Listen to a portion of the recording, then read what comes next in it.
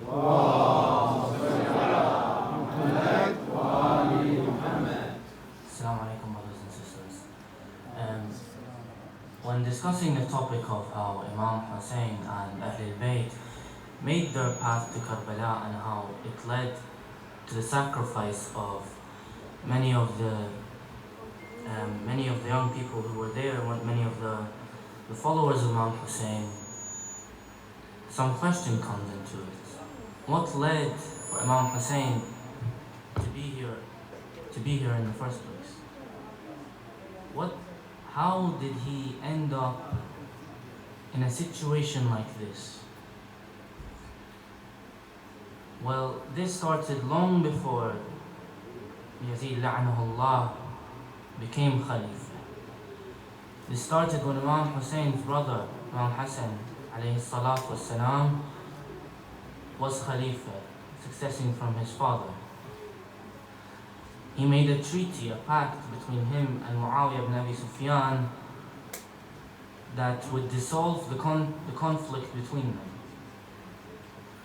This treaty states that Muawiyah can be Khalifa, but after his death, it is to return to Ahlul Bayt. And this is where the conflict really starts. Because on Muawiyah's deathbed, he gave the Khilafah to who? To Yazid, to his son. And Yazid, neither was he worthy of being Khalifa. He drank alcohol, he killed scholars and holy people who had opinions that were different than his. And him becoming Khalifa broke the pact and the treaty that was signed between his father and Imam Hassan alayhi salatu wassalam. This treaty being broken led to Imam Hussein and his followers in Ahlul Bayt to go to Karbala, to make that move from Medina to the middle of the desert. Bear in mind, Karbala was only a desert back then. It wasn't a city, people didn't go there yearly. It was only a desert. And this was how that move was made. And when Imam Hussein was told to sign or give his allegiance to Yazid, he refused.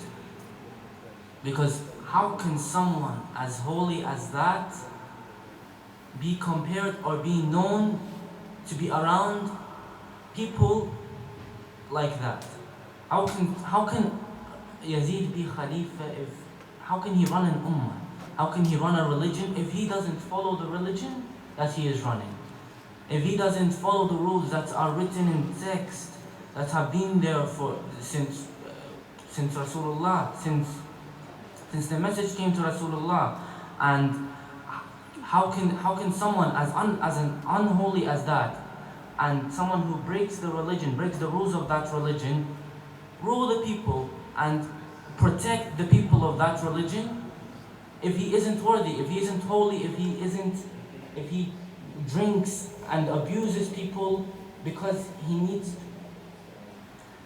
And so Imam Hussein says, how can someone as holy as me be compared to someone like you, or be known to be around people like you? And he refused. And this is where the conflict began. And after Imam Hussein denied and did not accept to become a follower or someone who is known, or someone who follows Yazid, it became public. And therefore, thousands, tens of thousands, dozens of thousands sent letters from him. The majority of them were from Kufa, modern day Najaf. They sent letters saying, Ya Aba Abdullah, we will follow you, we will come with you.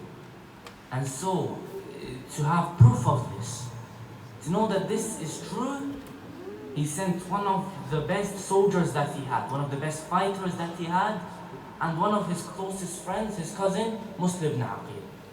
And so he sent Muslim ibn Aqil to go and to see these followers who are in Kufa, these followers in the tens of thousands. And so when Muslim made it to Kufa, there was no one there to greet him. There was no one there to show him the way to where the followers were. And you can't get lost in Kufa if you're a stranger, because you'll never find your way out. And eventually, there was a bounty set on his head by the governor of Kufa at the time, Ubaydullah ibn Ziyad. There was a bounty put on his head. And that bounty, to whoever found Muslim, he would get a certain amount of money. And so Muslim hid, and of course, a couple of nights ago the Sheikh talked about this woman called Tawa, her house, and her son was one of the people looking for Muslim. He was one of the people who wanted that bounty, who wanted the money. And when he found out, he didn't go to Muslim straight away. He didn't warn him, he didn't say, oh, come, let me take you to the governor, to the emir of Kufa. No, he went and he reported him, and Muslim, he fought, and he had no water. If you gave a member of Bani Hashim water, they will fight on for as long as they can. They will fight on. They will defeat the enemy. It doesn't matter if it's tens of thousands, but he had no water. And if people tried to give him water, the water will be snatched away. The water will be taken out of reach from him. Eventually, he was taken to the emir of Kufa, Ubaydullah ibn Ziyad, and he was thrown off the top of the palace of Kufa. And so when Imam Hussein, he never got any message back from Muslim. He never knew what happened to Muslim until he made it close to Kufa and found out that his followers had deserted him. Or his followers, they did not even know that he was going to Karbala due to the fact that Muslim got lost in Kufa. And this is how we made it to Karbala. And before I finish, we only have a certain amount of time. Remember, in the face of oppression, all what you can do is fight for your freedom. And that's what Imam Hussein tried to do. And that's how we understand that his story, it succeeded. His goal in Karbala was not to come out alive. He knew he was going to die. His goal in Karbala was, if he was to die, then let the generations to come after him remember what the sacrifice that he made in Karbala. أفلح من صلى على محمد وآله الطيبين الطاهرين. Thank you for listening.